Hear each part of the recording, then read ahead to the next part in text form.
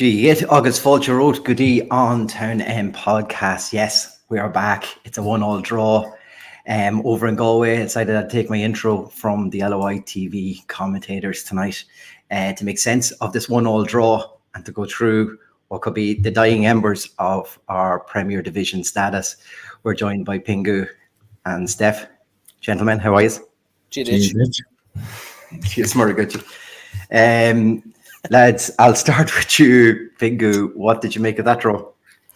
Yeah, it's 90 minutes or 94 minutes of my life that I'm not going to get back again. It was probably one of the toughest matches to watch all season in terms of quality. I don't think either team possessed a lot of quality throughout, but at the end of the day, we didn't lose, and I think Dundalk rescuing a point in dramatic fashion is something that I think at least it puts us all on a bit of a high note, given the everything that's kind of transpired over the last few weeks. Yeah, yourself, Steph?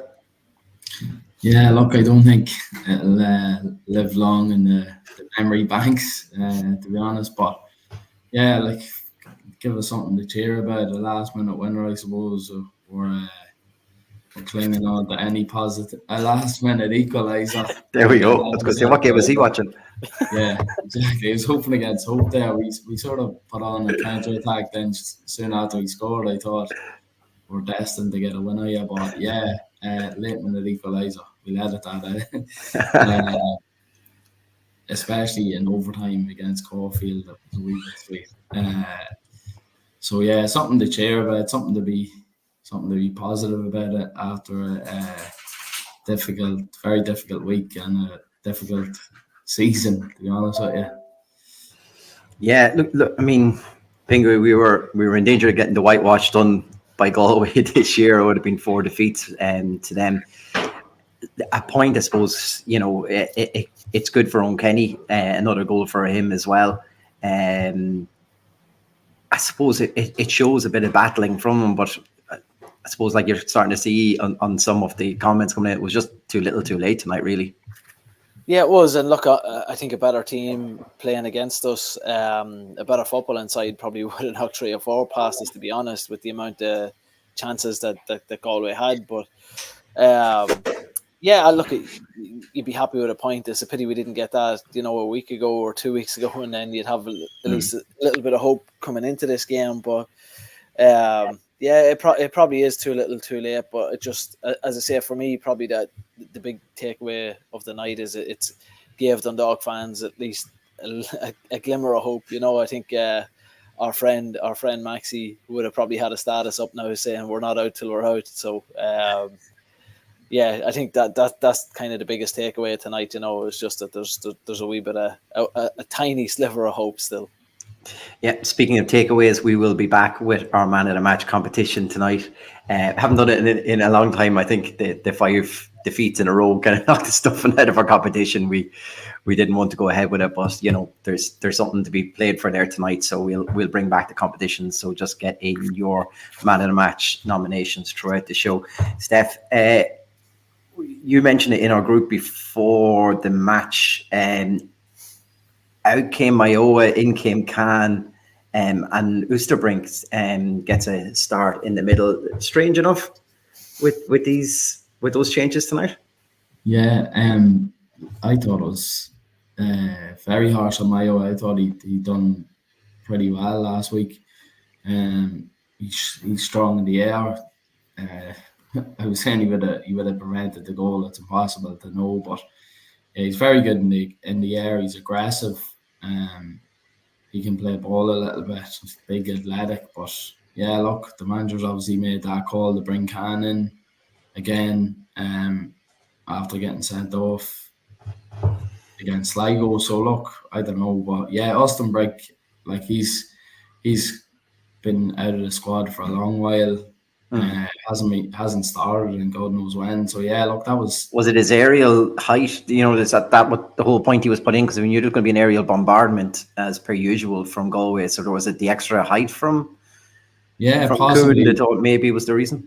Yeah, maybe they've the long throw in, obviously, and they're dangerous from set pieces notoriously. So yeah, look, it could have been something like that, but then we take out Mayo as well. So I'm not sure, but yeah, look, a couple of changes. Obviously, Pikes got injured in the last game and came off, and we seen him on crutches during the week. So obviously he comes out and Mayo comes out. But yeah, like it's been chopping and changing the whole time. We've not found consistency. But look, if you haven't been getting minutes in the last couple of weeks, I'm sure you've every right to be knocking on the manager's door saying, the results haven't changed, the performances haven't been great. Like, give me a chance. Like, so sure, Austin Brink was more than delighted to step in. Even how bad we are playing, but you're a professional footballer. You train it all week to play the match at the end of it. So I'm sure he was glad to get on the field again. Pingu, it was nearly the perfect beginning to the match. That early header from John Mountney, probably anywhere else in the goal, and it's given the keeper something to think about. But it's just right down the barrel for him. It was very unfortunate from John Mountney.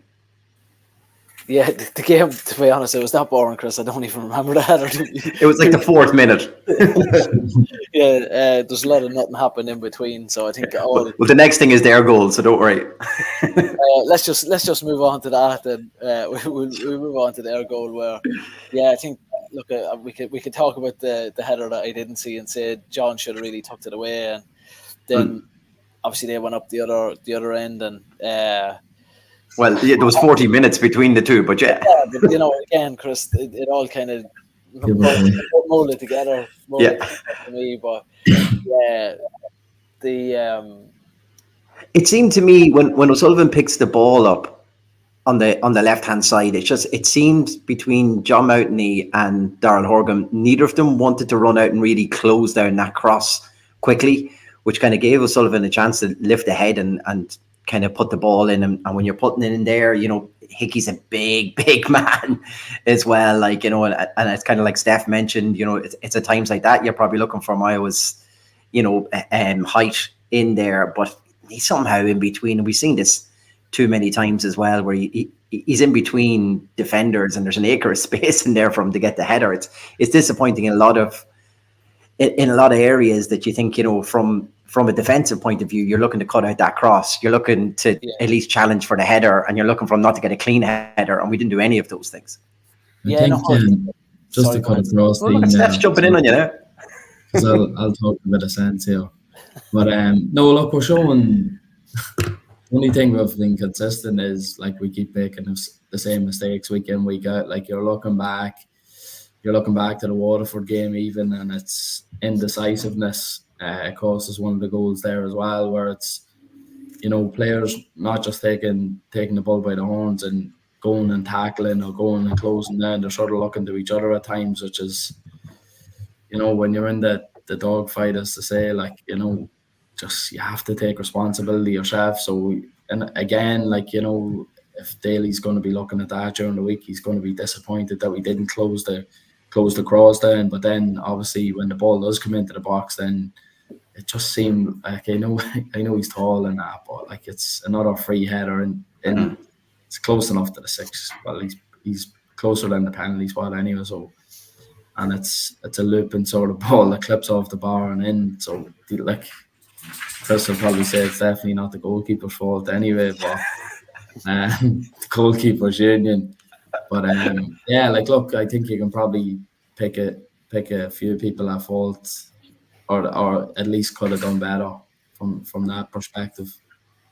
I think Steph hit the nail on the head there, Chris. That it's the lack of making decisions, and I think you're probably seeing it a little bit with Shells as well at the other end of the table. When you're under that bit of pressure, the players don't want to make a mistake, and I think with Mountney and Horgan for the cross, I think someone has to go there. And Steph would tell you this as a right back, like the rules 101 for pressing the ball when you're defending is the nearest man goes to it, and it didn't look like anybody wanted to do it. And then for the the ball in, and I've watched it back a couple of times now. Including the goalkeeper, when the goal was scored, there was five Dundalk players inside the 6-yard box, 4 of them defenders, and nobody actually wanted to pick the man up. And again, I don't know. I know I think there was one other Galway player in the box as well at the time. But like, to have 4 people within the 6-yard box and he has a free header is just it's inexcusable, especially if one of them is a senior player like Andy Boyle, where I'm not saying he has to be the one jumping with it, but he should be making the shout, for who's going, or if it's over his head. And I think that kind of sums up a lot of the season, doesn't it? There's a lack of communication. There's a lack of willingness to take that chance to go out and go like from Mountney and Horgs. Like they don't want to actually go and make that decision to go and press the ball, because if they get beaten, suddenly they're fault anyway, and it's someone just has to do it. Like, I was watching it tonight, and when we look back at over the last 5 years, it feels like it's been like a slow decline in that confidence in the squad. But if you even look back as soon as 4 or 5 years ago, and players would do that, like they were willing to be brave and take chances. And again, Steph, you'd know this from being in dressing rooms, whether it's League of Ireland or even with teams that you're at now. The first thing a manager will say is be brave. And I think there's just a lack of bravery from certain players, and as I say, just they're not willing to take chances. Yeah, we're going to take this opportunity just to bring in Irish international player Gally. You're very welcome. All right. What's the story? I heard the Irish shout. Yeah, Kabashta, out the road, yeah. Gally, your thoughts on the game tonight? Look, I mean, in the context of it, just take the game itself. I suppose if you forget where we are in the league for about 30 seconds, you take a draw most weeks out in Galway against that. We mentioned that Galway team before. That Ollie Hogg and John Caulfield setup it's tough. It's tough to play against, and that Dundalk team don't need a game like that. But look, a 1-1 draw, I suppose, for us as where we are, it's a disaster. But I mean, if you take it just in the context of a 90 minutes game, they're not great and well. That's probably the best way of putting it. But we should have known what was coming. I just think they could have went second in the league tonight with a win. They were second in the league up until Eoin Kenny's head out.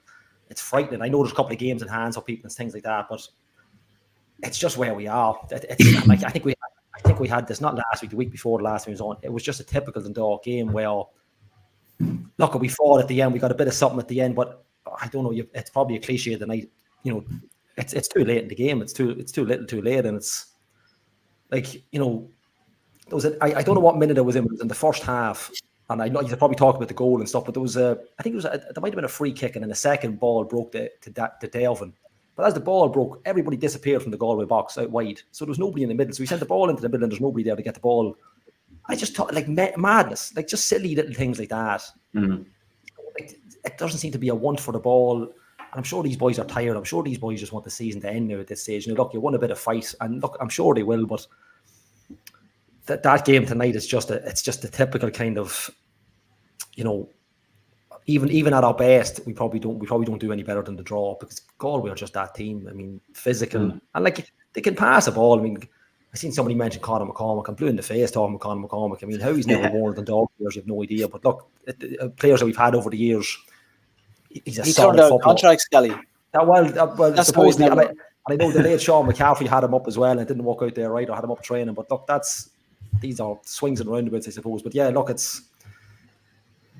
we salvaged something at the end, I suppose. But you need an awful lot of luck now over the next couple of weeks, and it's just unfortunate where we are. It's been a tough kind of. I'm sure you have maybe talked about yesterday as well. And it's kind of I'm sure the boy it's playing in the boys' mind as well, but at the same time they have to go out and do a job, and they're just not at it. There's one or two boys there for me that just, I know we'd mentioned the chat, maybe you'd mentioned one or two players already, I don't know, but there's one or two there for me that I wouldn't have in the first division. There's some that are just not good enough. Look, they're there, they're grand, but they're just not what you're looking for. And I think we're just kind of edging towards the end of the season now, where we're looking for an absolute. We're looking for a miracle on both sides. We're looking for us to go and have an unbelievable last couple of games. And we haven't done all season. No, and it's such.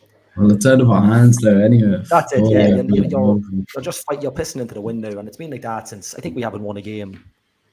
Is it end of July? July, something like that. Last time you won a match, and you know that's Probably, the 4-2 to you know, and against that's Drogheda. where we are. You know, we don't. If you play like that consistent, whatever about having the last dodgy spell at the start of the season, but if you play like that consistently over the season, you don't deserve to stay up. You know, that's if it's you're like that from start. It's not like we've gone 20 games and we've been really decent. We haven't been. We never got going at all this season, and we have been going for 3 or 4 months of last season as well. At the end of last season, we weren't at the races either. And it's just look, we find ourselves in it. You're kind of hoping you look back in 18 months or 2 years and say maybe it was a blessing. I don't know, but at the minute it's just so bleak. It's really hard to. I'm surprised people tune into us. I'm not going to lie to you because it's going to be the same drivel for the next couple of weeks, folks. I don't know where else we go from here. I really don't. But you know, apart from off the field stuff as well and the takeover and stuff, and yeah, it's just sad now at this stage. That's what there's you can't give out. I don't know what you complain about anymore. It's just where we are. Yeah, on Mark Carlin's point there was the last time we assist for a lad to score a goal. It has been something from Nathan Murphy, I'm reckoning, lads, into Tiernan or something back in the day. It had to be something. Maybe even great for something to set up something. Yeah, there has to be something in that. Gelly, just we were up as far as the Galway goal. We were just saying it was so disappointed in so many areas that the cross could have been cut out. It's the header's not challenged in the box. Your thoughts on the concession of the goal? Yeah, like I know we commented in about Mountney not pushing the ball, but even at that, like I think Pinky, you'd said there was 4 or 5 players in the box. Like if the first fella didn't get it, the second fella gets it. It's the same goal. Was it Sligo 2 weeks ago? I don't know if it was Sligo. If the first fella didn't get it, the second fella was going to because nobody marking them. And it's just. Yeah, it just seems to be. It's not like it's zipped in. It's crossed in from the sideline, so you can see it coming from 35 yards away, and just nobody challenged it. It's almost. I don't know if it's a free header. I'll have to see the replay on it, but it's pretty much. If the first one doesn't get it, the second one nails it. Nobody's picking them up. So much space. I think there's 3 Galway boys in and around it, 5 Dundalk players. Nobody even getting a connection with it. It's silly stuff. It's yes, John has to close him down. John's probably tired going up and down I was going to say go the whole night. It's not that far into the game. But yeah, he's a bit too far off, and whatever being slow, he's probably Steph will be the expert on this when it comes to fullback. But he's definitely too far. He's too far off. Whatever being slow, he's too far off him. I mean, you got to get touch tight there. It's silly stuff. But you allow the cross to come in, but you still expect a centre half like Andy Boyle or boys that are fighting to stay in a relegation battle. Or get out of a relegation battle. Sorry. You got to clear that. You got to go elbows and all. Take. If you have to take a penalty, take it. It's better than a goal. Steph, you'd mentioned before the game, Mayoa probably comes out and cleans house there if he starts the match. Comes out, heads everything, clears everything. That's I don't know what the decision. I don't know if he's injured. Maybe he spoke about. I don't know, but it's things like that, and it's little things like that are magnified. And we keep saying it because Dundalk can't come back from 1-0 down. They once they go 1-0 down, they're there for the taking. And there is no comeback then. The best you can hope for is a draw, and even that's lucky. The way we're probably just lucky that Galway just aren't a ruthless team. Yeah, I think Eoin Kenny's goal comes off his shoulder, does it? It looks that way. A bit of luck for the North, but then you go and do that in the other corner, and it's poor. You could nearly forgive the cross because teams will cross the ball and they will get at it, but to let a header like that go unopposed is it's silly stuff, and it's from a team that are just lacking. Look, you don't want to say they're lacking motivation. I know there should be all the motivation in the world. Yeah, I know financial worries. It can't be. Look, they're not being paid or whatever the crack is. I don't know, but I mean, I know but you're out there to play. No, you're not going to play for anybody else. So you might as well just go out and play for the next couple of weeks. Do you know what I mean? You can't sign for anybody else. Play League of Ireland for the next couple of months. So go out and play. And it's just maybe it plays in their mind. I don't know, but that's silly stuff. That's crazy that you can't go get up first to clear a ball that you can see coming in from 35 yards away. There's an argument that a more erratic keeper might have come out for it. We don't want an erratic keeper, but maybe that was the time to maybe bring someone out and just clean house. We had erratic keepers all bloody year. We'll give it out all season, and maybe we're looking for a bit of it tonight. Last year would have punched the club. I think just circling back on something Gilly said there, when you got the ball, they haven't got the ball, and Gullen, we've been saying it all season, he just seems to be in the wrong position. Like he was running short for, I think, possibly a link up when he's the number 9, and he should be the last. He should be the last man. He should be on the last man or looking for crosses into a box. It just doesn't seem like he's sniffing out the goals like it's like a potent striker like would. So yeah, it's just even when the ball goes in the box, like it's just disheartening when there's nobody even challenging for it. Whereas it's up the other end and there's 2 or 3 of the Galway boys fighting each other to try and get on the end or something. So yeah, look, I think it's in one end and out the other. You know what I mean? So it's tough. Pingu, it's not something you see too often from John Daly, but you rolled out a double substitute at halftime. Was it one of them where you look at he used all substitutes tonight? He was just trying anything and everything just to get ourselves back into this game. Did you feel that's what it was, or could you still see a system in the way we were playing? Yeah, I think it was a throw of the dice even throw the dice away. Try and change things. But I think look, we've obviously on this this podcast been, and I think all Dundalk podcasts, it'd be a shame to say that we've ever been or we've never been critical of the managers and substitutions, but I think tonight he actually got it spot on when you look at who scored the goal. You know what I mean? So and the assist as well. What's that? And the assist as well, like right. And the assist, yeah.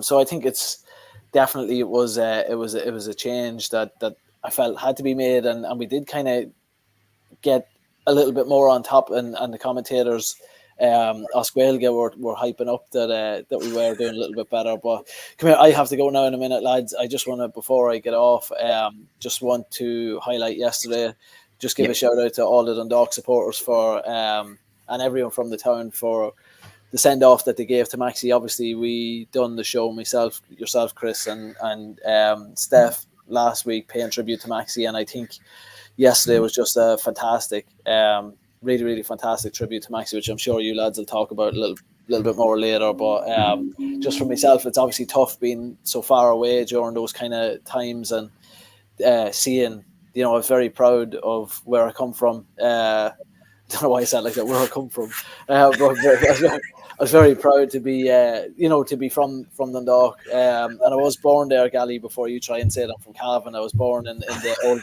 Dundalk Loud Hospital. So, but very proud to be from there, to see the send off that Maxi got. I think it was absolutely amazing by the support, and I'm sure the family really appreciate it. And again, I know we said it last week, but just want to offer up my condolences to the family of Maxi. So, all right, I have to head out. Go on, you talk to you. Thanks, Finger. All right, Finger. Go on the load.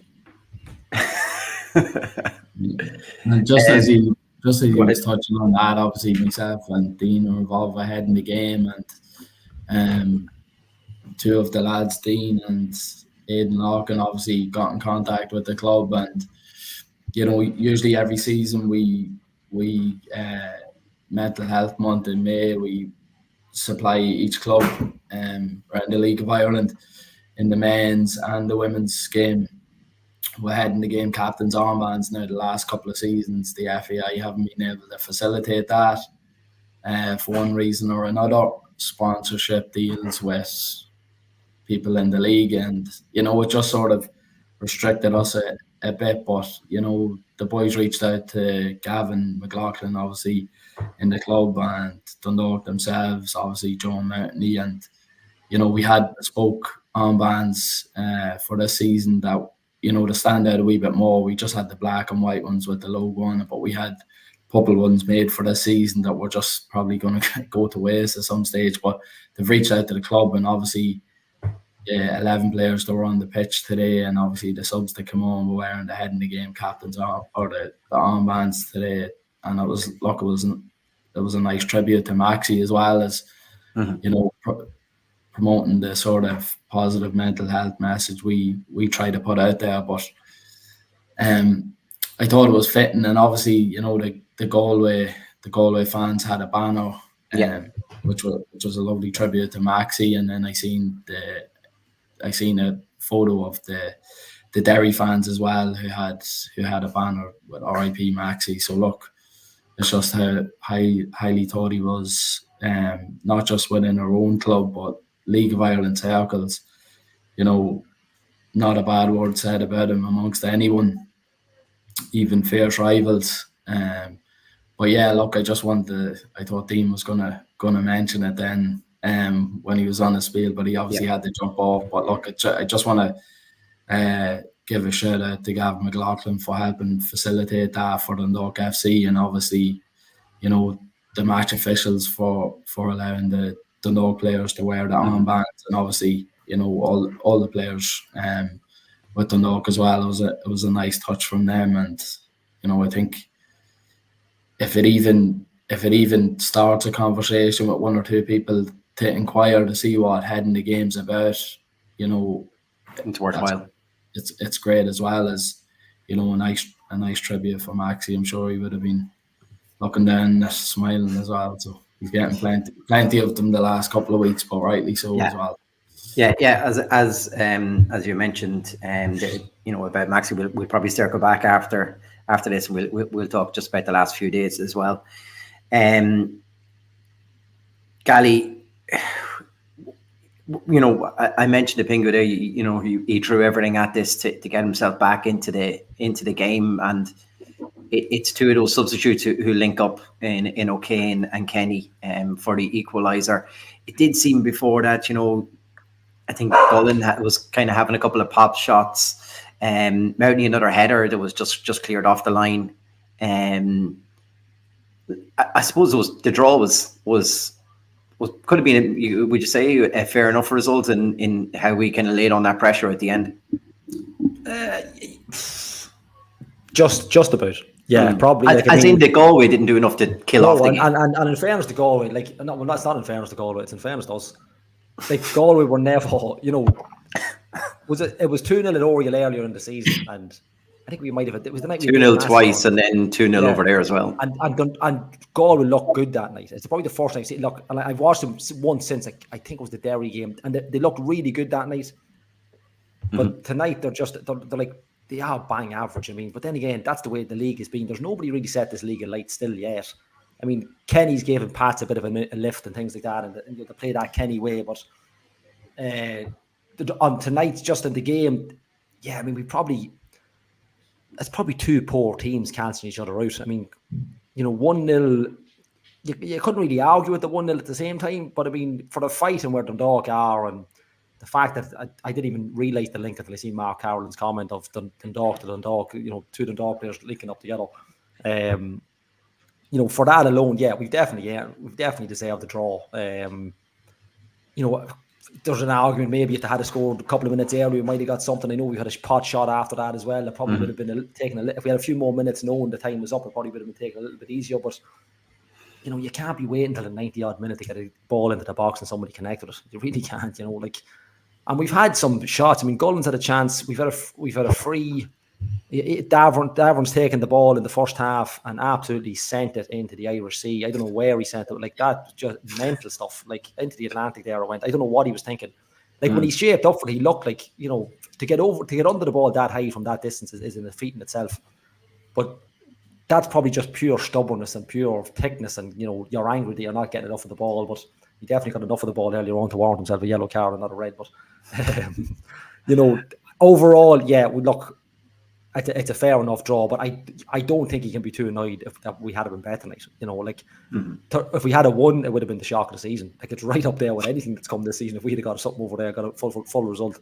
But I don't think you can argue too much. It's two very lackluster teams, and when you consider the points difference, yeah, it's mental. It really is crazy. And we've said, look, that Galway team are no worse than Shelbourne on the day. You know, like, I've seen Shelbourne play a lot of times this season. I look, they've been very lucky. Like we said here, I think Steph there said a couple of weeks ago, they've 1 win, 9. Yeah, it's a frightening result to still be right up there fighting for a league title. But look, they've amassed that many points early in the season. They're still there. And Galway nearly crept into second tonight. They were an Eoin Kenny header away from second spot. But the draw, it's probably fair. Yeah, it's probably, you know, I don't even think I'm being biased in saying that. It's a poor game. And 0-0, 1-1, look, you would have thought anything above 1-1 would have been a shock off the 4 goals in the game. We added 2-2, but yeah, we'll take 1-1. Look, it's probably a little too late. Galway will be absolutely fuming over. But yeah, I think it's a fair enough result, yeah. Steph, just from yourself, was it the first quality ball that we put into the box all game? Possibly, yeah. Possibly. It's hard. You're trying to, like, there wasn't that many events in the game that you're trying to just scramble to remember. Like, nothing really stands out to you in it. But I think the fact that they were kind of sitting back slightly, it kind of lent itself for us to put some pressure on. But sometimes, and in particular this season, though, Steph, like we've kind of lacked a quality ball in at times for someone to go and attack. And it just showed tonight when O'Kane put that ball in, you know, Kenny was able to get his shoulder or something on it anyway to go and attack the ball. And sometimes, you know, if you buy a ticket for the lotto, you might win it, you know.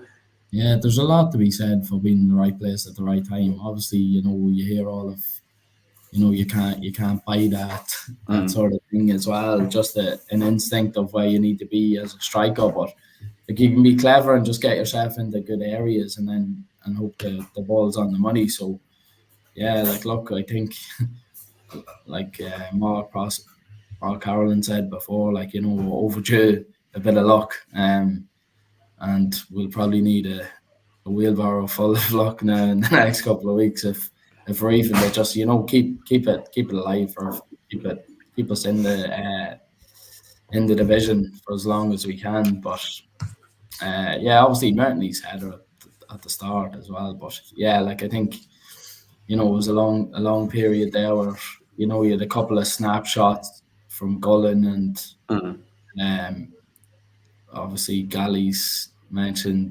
Devon's effort in the first half as well, still going upwards. But yeah, like, look, it was just good to get the equalizer at the end. It just gives you a bit of a lift. Like, if we're coming away from that 1-0, like, you know, you're just still all doom and gloom. It just gives you a little bit of a lift at the end.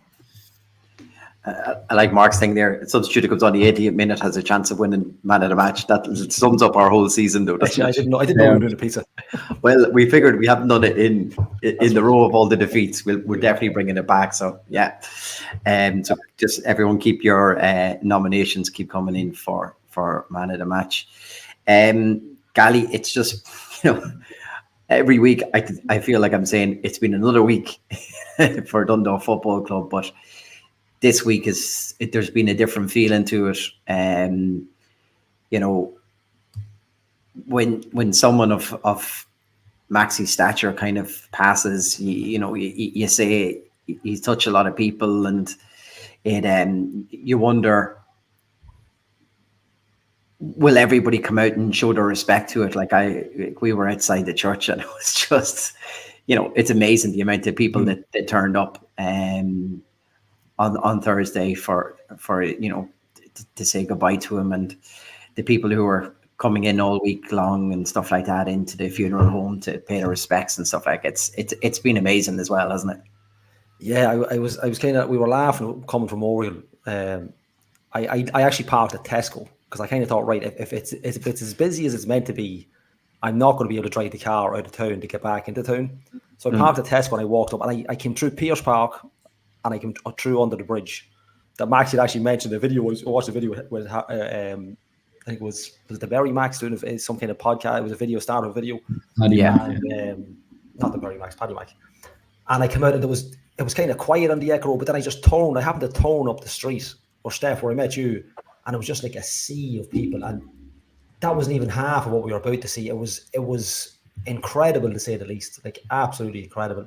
Like, the church was one thing, you know, when the hearse had come up the road, the flares, I was obviously worried about the flares with so much trees and foliage around. I'd say the people in our days were going to go, this isn't going to be doing too well, but it was incredible. Like, I'd never seen anything like it. And, you know, I think there was that kind of, there was emotion, but there was kind of like, I don't know what, like patriotism. I don't know what the word is I'm looking for, but there was that kind of, you know, you had the black and white and red smoke. There was the boys with the, you know, Jay McKeown with the flag at the front of the hair. You had Danny O'Connell and them. Myself and Steph ended up with honorary shed side. I think we were honorary members, but we had to hold the flag. Or myself, Steph, Jay, and you know, like, great to be a part of. I mean, the drone video as well that was taken. I don't know who the man was. Incredible, but the bit for me was when you're into Oriel Park, so we obviously lined at Oriel Park as well. We went into the stand. The roar of the stand. Yeah. Like I sit in the stand for games, and look, it's great, and it probably hasn't roared since Kenny. You know, there's been great games, but there was that kind of, and the staff was it was probably half full. I mean, half full, like, you know, for that kind of unbelievable. But there was that kind of goosebump and hair on the back of it. But when Mickey Duffy, so for anybody that wasn't there, they probably seen the video. At the end of El Paso, Dave King, they played this little clip of Maxi, kind of doing an outro to the video. I'm assuming it was the same video Dave sang in. Yeah. And that was just, you could have played that repeat and repeat and repeat. It was an incredible moment, and the roar of people, and, you know, people were answering, come on to town. I was just like incredible, absolutely incredible. I like, whether or not you see the likes of it again for anybody, touch wood, you know, Dundalk fan, but I've never seen anything like it. Like, it was absolutely unbelievable, and like you know, he would have loved it. He would have absolutely loved it. I pay, like, you know, I don't get too emotional. I like, but when he started talking on the when they played his voice over, Mickey Duffy played his voice, you could hear a pin drop. Yeah. It was just on with the utmost respect. Like, and like, he brought the weather out. Like, it's done nothing but rain since. Do you know what I mean? And it's just, look, and incredible and fitting for the man. And yeah, look, I had the unique, time of speaking to him just before I went to the Transplant World Cup. He left me a voice note, and I have it saved in the phone. And it's hard to believe. It really is. I wasn't on last week, so I don't want to get too into it, but I know you spoke about it last week. But yeah, look, it's an unbelievable couple of weeks, unbelievably sad. And then, you know, for me, yesterday was just, look, that was just, it was pure class. There is no other way of putting it. Unbelievable, as Maxie would have said, yeah. Steph, if you had to try to sum up those last few days, how would you sum it up? Yeah, I think it was fitting and poignant, you know, just how yesterday went, everything between, you know, the family themselves, friends, supporters, like, you know, that's, everyone's already united. I know it was under certain circumstances that unfortunately had to be, but yeah, like, it just shows you how much the club meant to Maxi and how much Maxi meant to the club as well. So it was an emotional day. You know, you seen fans coming. You know, one lad's travelled from Derry and he got a train at 5:30 in the morning. There was a couple of lads from other clubs as well. Drogheda, Longford, I think. Keith obviously was there with the boys in the Dundalk jersey, and, you know, they got a nice picture together. There was 4 or 5 of them from different clubs and different areas and stuff like that, which travelled up to pay their respects. So fair play to them as well. You know, the likes of Eoin Kenny. Look, you can reel all the names off. People just there to show their respect for Maxi as the person he was, and the total giver that he was, and, you know, just to give a little bit back. I'm sure that the family will take great warmth from the support that was shown. It was great respect. But yeah, like Ali said, you know, when the hearse was rolling into Oriel Park and then going on to the pitch, then, you know, you could get a real sense and a feeling of, you know, it was very emotional. And then obviously when, I don't think not many people probably knew about it or expected it, and then when you could, Mickey Duffy said he'd leave the last words to Maxi, you know, it was very fitting. And, you know, you couldn't have, if you tried to recreate it now a million times over, you probably wouldn't be able to. So yeah, look, it's a sad moment, but I think, you know, the send off that he got was incredible. Like, I don't think it'll be replicated. I don't think so. by anyone ever, possibly. But the amount he has given out, I think it's fitting that it was given back on that day. So hopefully he was looking down, having a right smile and laugh about it all. And as he'd say, it was greatness, to be honest with you. Well, he's pulled a point out today for us anyway, so he's still doing his bit, at least. Gally, like, it's when you like the past few days put a lot of things into perspective. You know, the way the football club has been run, the season we've had, and everything else like this. You know, I think when you've seen all the fans roll up that 5 p.m. deadline on the Monday up in Oriel Park, it was kind of like that crowd seemed impressive. But I think when you see how much the Dundalk community has rolled in over the past few days, like it even blows all of that away, you know, and it just shows what a special club Dundalk Football Club actually is. Yeah. How important it is to the community and to people, you know, like Maxi. You know, you can't have people like Maxi without a really important community club, but you can also have a community club without people like Maxi. You know, like it's everything works in tandem and everything. So, and you know, for me, it's really put into perspective how important it is that, you know, Dundalk Football Club has to survive for the likes of Maxi's legacy and things like that. You know, you'd hate that, you know, the future of Dundalk Football Club, because it's still very uncertain. But, you know, if the legacy of this club was to go along with, you know, legends like Maxi, it would seem to be the worst case scenario of what could happen. Yeah, and I go back to, and I just mentioned, I go back to that video he done. I haven't watched it all, but that video he done with Paddy Mack, like he said how he became a Dundalk fan, looking at the lights from O'Hanlon Park, heading under China Bridge, heading up, going missing, somebody finding them. You know, like if you lived anywhere on the Echo Road, and you see the lights from Oriel Park, see the lights from Oriel Park in Fatima on a good night, where I grew up, and you know, you've gone up there and you've listened and you've watched the games, and like I was thinking of my own first game. My own first game was actually when Kenny Dalglish came up with Blackburn Rovers team. That was my very first match in Oriel Park. But you remember that, and you remember, you know, the games, and you know, even if you take into what happened over the last couple of weeks, if Dundalk could have closed its doors a couple of weeks ago, that wouldn't have happened yesterday. You know, we wouldn't have got into Oriel Park yesterday to give Maxi the send off. The place would have been locked up. We mightn't have got in. Nobody had the keys. Be shut down, boarded up. You know, so in a way, you got to use that as, let's galvanize together. What's happened is tragic, absolutely tragic. But let's, you know, if you look at the crowd, yes, like Steph had mentioned, you had mentioned, some of them mightn't even been to Oriel Park in a long time. So, you know, they just know Maxi from town, might know football at all. So let's use it to say, right, well, let's go up for Maxi. Let's go up and get this club galvanized together. Let's, you know, whatever's happened with the takeover, we don't know what's coming down the road. It's untenable at the best, like, over the next couple of weeks. But like Jane said there, that togetherness we saw yesterday, like you could hear a pin drop, and everybody, like, I tell you what was really great to hear yesterday, when we were outside the church, the laughs people were having, because the speaker wasn't on in the church, and normally there is, but we couldn't hear the mass and such, so everybody was having the crack outside. But it wasn't like, you know, I'll be quiet, there's a funeral on here.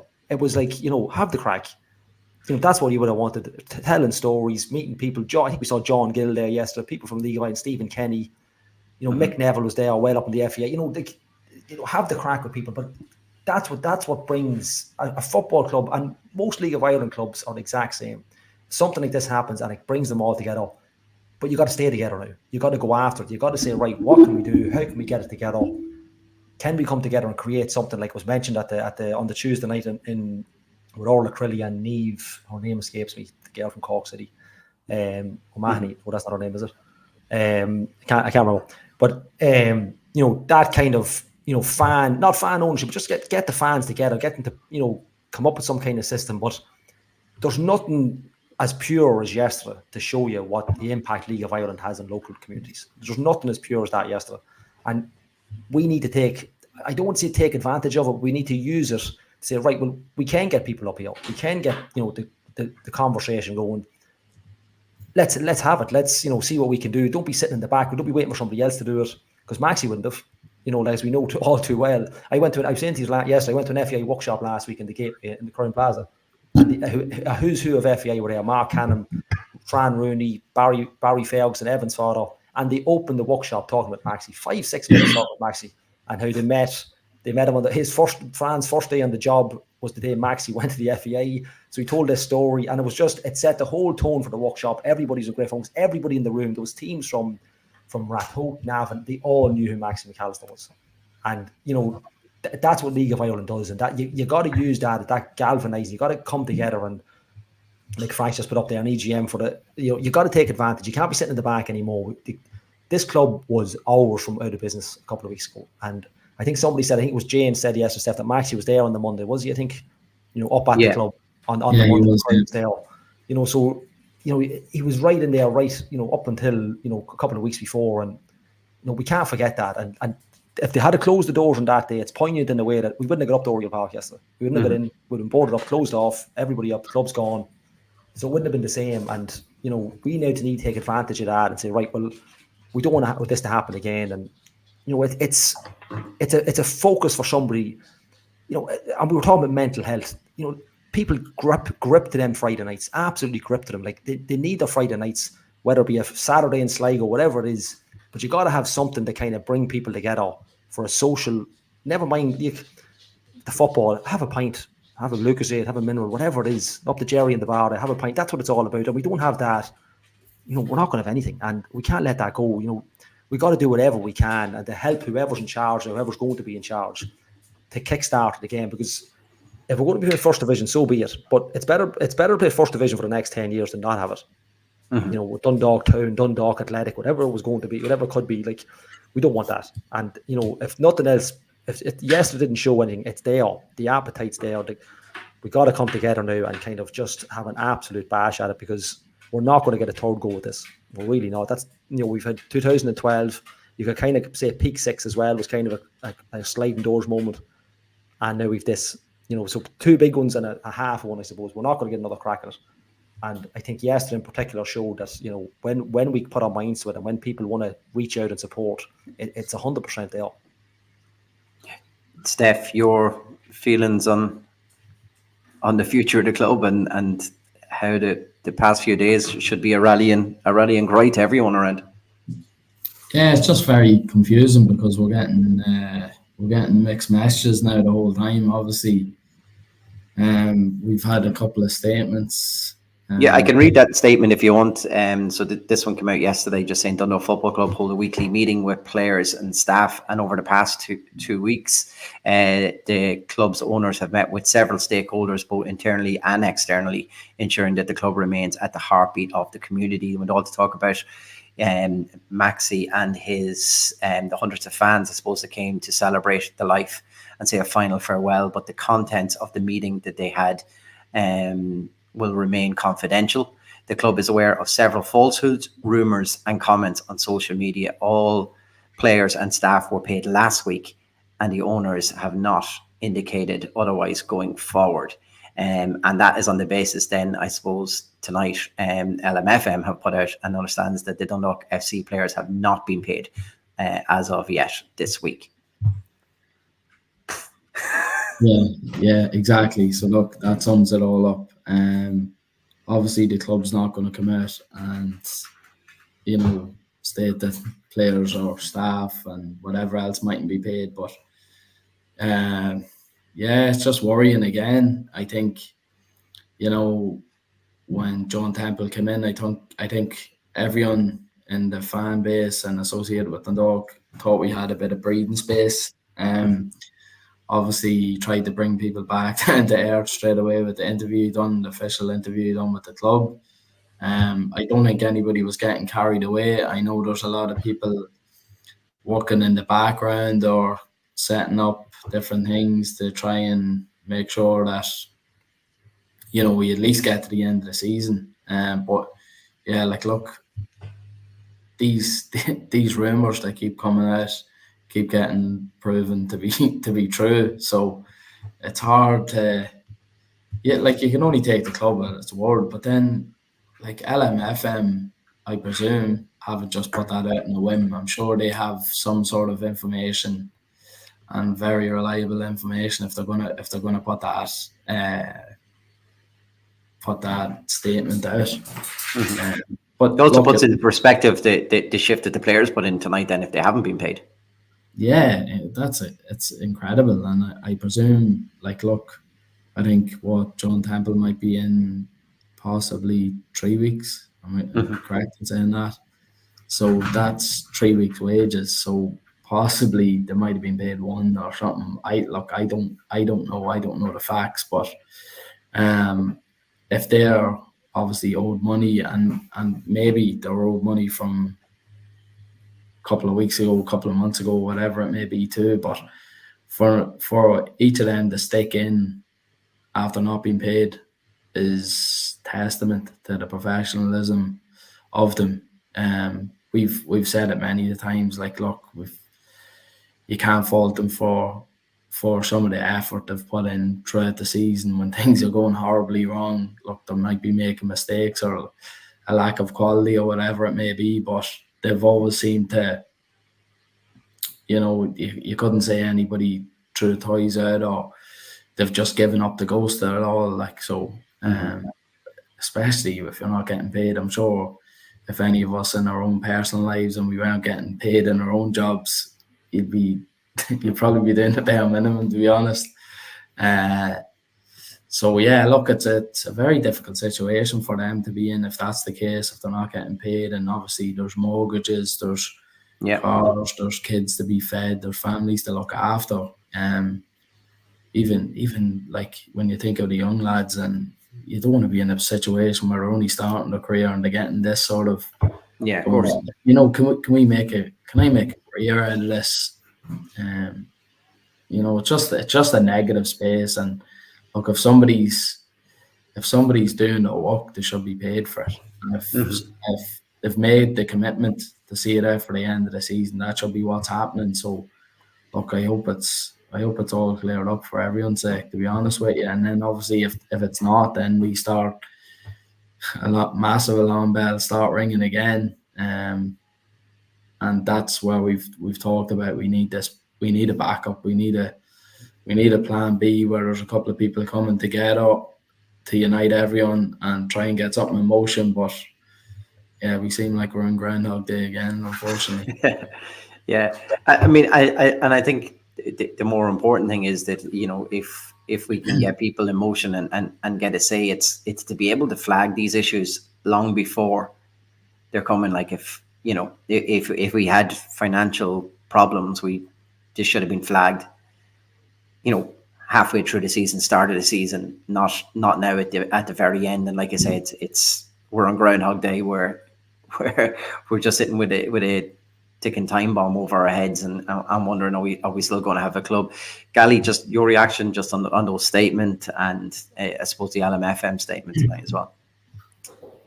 Yeah, it's typical Dundalk, isn't it? Like you say something and then it's completely just gone against the grain within 24 hours. It's more frightening if you think about it. So the Brian Ainscough thing of going bankrupt, having no money, running out of money, whatever. But this is probably even more frightening now because somebody's gotten hands on the club, and now players still aren't being paid. So how did they get their hands on the club? So that's going to come down the line now. It's so messed up. It's hard to describe. Look, I don't know the ins and outs of it. I don't know how club takeovers work. I've played Football Manager. That's a bit the hype of my football takeover stuff. But how can you sign off and take it over a club? Surely you would have had to say, well, I'd play. The players' wages will be paid. And Frank raised a point. I think Steph, you might have said it as well. The second thing, they haven't been paid.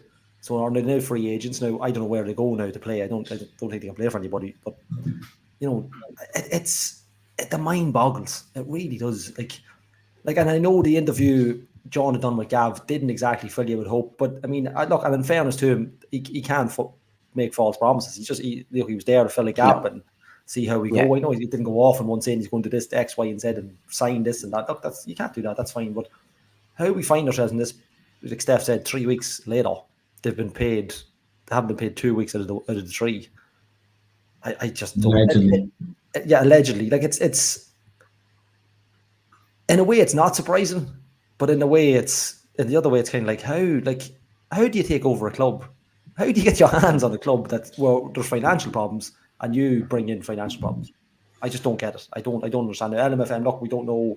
Yeah, look, I was going to say that we don't know if the players, perhaps payment goes through tomorrow or something. We don't know. As I said, they're just merely stating down that open on the start. It's online bank. It's 24 hours, man.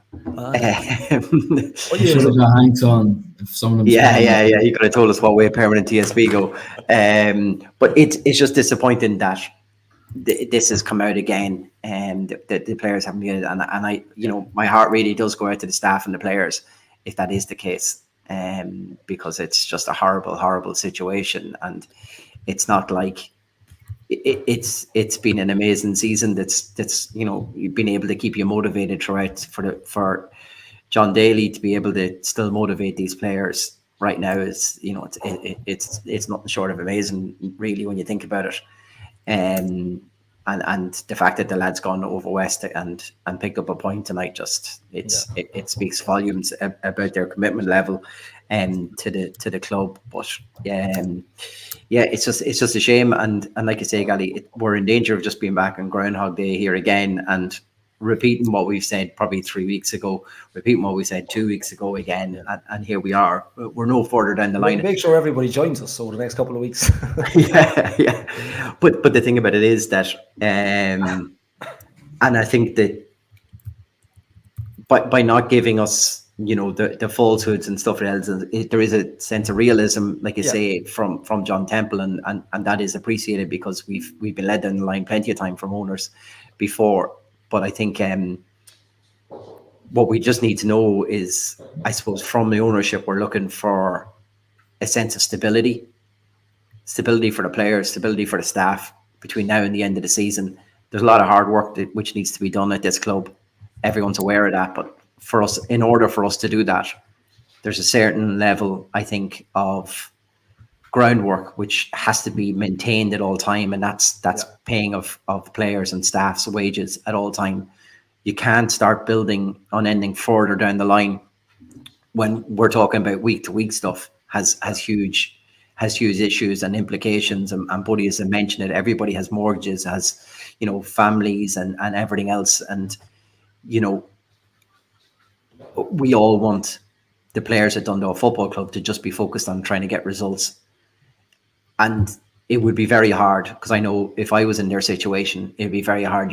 You're checking your bank every second or two to see if you've been paid, and you have to go out and try to give 90 minutes to a club that hasn't paid you, and that's not easy. As I said, I hope that situation gets resolved immediately for them, because, as I say, we cannot move forward as a club until we know there's some stability in payments and current payments of everything coming through, and that is the main thing for me.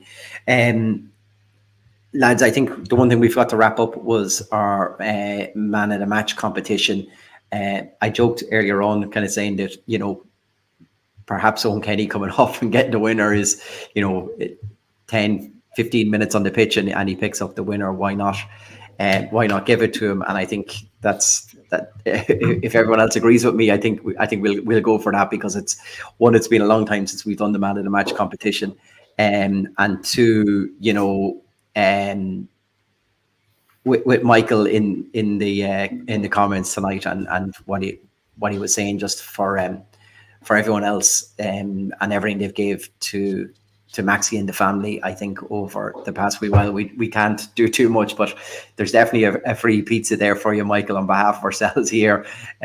Go bring it back home and have a bit of pizza on us if it's any good to you guys. But as always, our heartfelt condolences still go out to you and the family, from ourselves all here as well. One or two other just housekeeping. I think Frank had put something in earlier on. There is an EGM from the 1903 on Tuesday night up in the Lilywhites Lounge, doors open at 7:30, and I assume then the meeting will start in around the 8 o'clock mark on that as well. So if any of the members want to obviously pop along, and if anyone is interested in becoming a member, I suppose get in contact with the 1903. You can probably turn up at the meeting, I would say, and also join. From there, look, lads, we could be going round and round and round and round on the same old topics here with no further information. So that'd be my worry on all of this. As we mentioned, probably the survival of Dundalk SC in the Premier Division is now out of our hands. It's all up to next week's results with Drogheda at Waterford. If that is a victory for Drogheda, that will seal our fate in the Premier Division. What happens with Dundalk, it seems right now, definitely from our conversation there now, results aren't the most important thing with this club right now. It's survival of the club in general is far, far more important than anything else. So let's get to the end of this season. Let's get to a better place for the football club and as soon as we can, I think would be the best way. And as the great man would say himself, lads, come on to town.